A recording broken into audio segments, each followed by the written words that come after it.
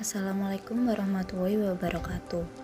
Hai semuanya, perkenalkan nama saya Haure Dilena Sita Zahro dari kelas 12 IPA 2, nomor absen 12. Saya di sini akan mempresentasikan tentang kewirausahaan budidaya unggas petelur. Yang pertama yaitu kewirausahaan budidaya unggas petelur. Dalam berwirausaha sangat diperlukan berbagai persiapan baik dari diri sendiri atau usaha yang akan diwirausahakan. Banyak hal yang harus diperhatikan saat berwirausaha. Dan di sini saya akan memberikan sedikit penjelasan tentang bagaimana sih berwirausaha unggas petelur itu. Selanjutnya ada tantangan dalam berwirausaha. Tantangan dalam berwirausaha adalah pemasaran produk yang dihasilkan. Keberhasilan wirausaha sangat ditentukan oleh peluang pasar dari produk yang dihasilkan. Dan sebelum memulai wirausaha, terlebih dahulu pelajarilah produk sejenis yang sudah ada di pasaran. Selanjutnya adalah wirausaha produk-produk budidaya ternak unggas petelur. Yang pertama yaitu ada langkah awal. Langkah awal sebelum berwirausaha adalah melakukan perencanaan usaha. Kemudian ada manfaatnya, yaitu sebagai bahan pertimbangan dalam pengambilan keputusan. Dan yang terakhir yang harus diperhatikan yaitu yang pertama adalah menentukan jenis ternak, yang kedua menentukan lokasi, dan yang terakhir yaitu menentukan skala usaha. Selanjutnya adalah budidaya untuk mencapai ketahanan pangan. Budidaya adalah tindakan mengelola sumber daya alam atau hewan untuk diambil hasilnya. Salah satunya budidaya ternak adalah telur, karena telur adalah bahan pangan yang kaya akan kandungan protein dan lemak. Selanjutnya adalah pangan. Pangan adalah segala sesuatu yang berasal dari sumber alam untuk memenuhi kebutuhan pokok manusia. Dan yang terakhir yaitu ada fungsinya, yaitu untuk memenuhi kebutuhan nutrisi manusia agar dapat tumbuh dan berkembang dengan baik, seperti karbohidrat, protein, lemak, vitamin, dan mineral. Selanjutnya adalah mengenal unggas petelur. Unggas adalah jenis hewan yang termasuk ke dalam kelompok burung-burungan. Ciri-cirinya yaitu bersayap, berkaki, berbulu, dan memiliki paruh. Contohnya yaitu ada ayam, itik, entok atau bebek, angsa, dan burung puyuh. Dan di situ ada contoh gambar hewan-hewan tersebut. Selanjutnya adalah mengenal produk budidaya unggas petelur. Produk dari budidaya unggas petelur bisa dibuat berbagai macam makanan sehat seperti olahan telur dadar, telur ceplok, telur sambal yang sudah direbus, telur bebek atau telur asin. Telur merupakan sumber protein dan lemak hewani yang murah dan mudah didapatkan karena berbagai unggas petelur hidup di sekitar kita. Secara alami, unggas berkembang biak dengan membudidayakan unggas petelur yang lebih banyak.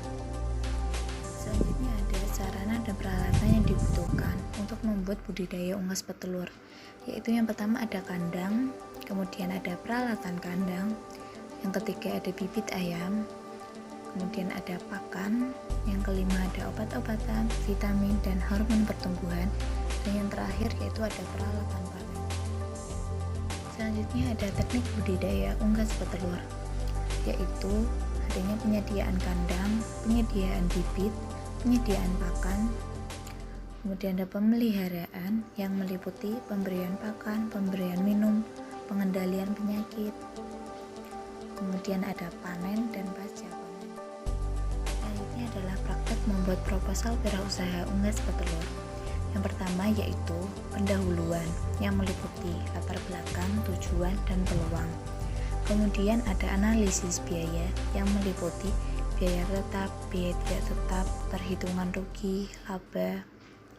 Kemudian selanjutnya ada pelaksanaan wirausaha yang meliputi penentuan lokasi, pemilihan jenis unggas, dan pelaksanaan budidaya. Selanjutnya ada rencana pemasaran produk, yang terakhir yaitu ada pengelolaan. Selanjutnya adalah analisis SWOT dalam usaha bisnis telur ayam. Analisis SWOT ada 4. Yang pertama yaitu ada strength atau kekuatan, yaitu memiliki perencanaan yang kuat dan terstruktur, memiliki tenaga kerja yang berpengalaman, memiliki lahan dan kandang sendiri, lokasi perusahaan berada di tempat yang strategis, tingkat produksi telur ayam lebih banyak dibanding telur ayam kampung lainnya.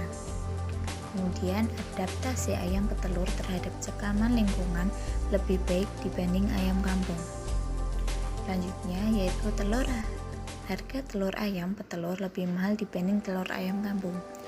Dan yang terakhir yaitu kualitas telur ayam petelur lebih baik dibanding telur ayam kampung. Yang kedua yaitu ada weaknesses atau kelemahan, yaitu harga petelur bulat atau remaja mahal dan modal untuk membeli ayam petelur bulat masih jarang. Kemudian permintaan konsumen akan telur ayam kampung belum bisa terpuaskan. Dan yang terakhir yaitu harga obat-obatan dan vaksin yang mahal. Yang ketiga yaitu ada opportunities atau peluang, yaitu persaingan usaha yang belum banyak, pemasaran yang luas karena kompetitor yang belum sanggup memenuhi permintaan customer. Dan yang terakhir yaitu permintaan masyarakat akan telur ayam kampung semakin meningkat. Dan yang keempat yaitu ada threats atau ancaman, yaitu adanya pemilik modal yang akan mendahului usaha peternak ayam petelur. Kemudian ada masuknya pesaing baru, wabah penyakit yang ditimbulkan, dan yang terakhir yaitu telur yang didatangkan dari daerah-daerah lain dalam jumlah yang cukup banyak. Selanjutnya ada analisis biaya. Analisis biaya dibagi menjadi 5, yaitu biaya tetap, biaya investasi, biaya tidak tetap, itu ada tipe. Kemudian ada perhitungan laba dan perhitungan PIB. Dan itu ada cara-cara untuk menghitungnya atau contoh dalam menghitungnya. Itu saja yang dapat saya sampaikan. Apabila ada kesalahan yang tidak disengaja, saya memohon maaf kepada semua yang menonton video saya. Sekian dari saya ucapkan terima kasih dan wassalamualaikum warahmatullahi wabarakatuh.